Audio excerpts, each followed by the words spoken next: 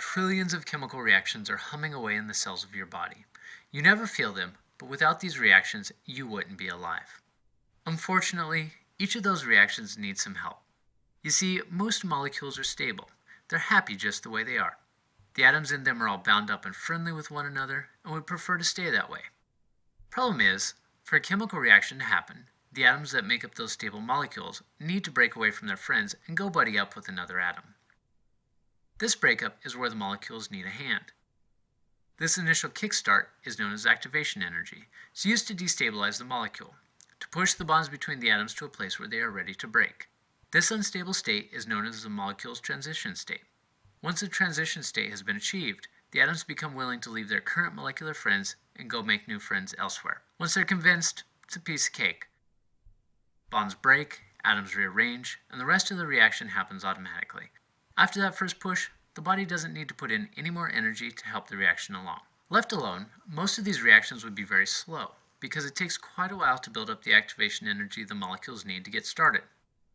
Enter the enzyme. Enzymes are proteins that speed up or catalyze reactions by lowering the activation energy.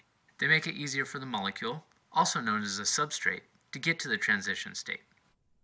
You can think of a reaction like a race. Some racers are running alone, while others have teammates to help them.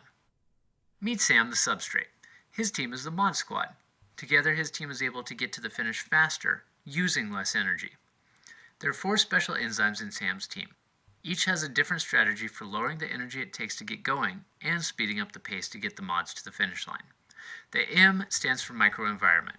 This enzyme creates a tiny, special environment for the substrate, resulting in a faster reaction time. He runs ahead of the pack, flattening out bumps in the road and misting cool water on his team of molecules. O is for orientation.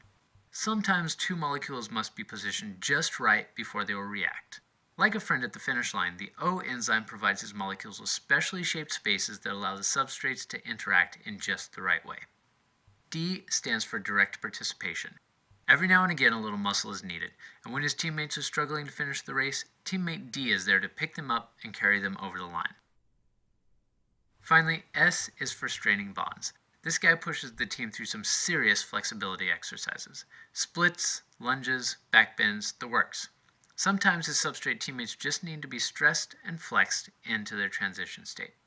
So that's it. Remember that all reactions need energy to get going. This energy is known as the activation energy.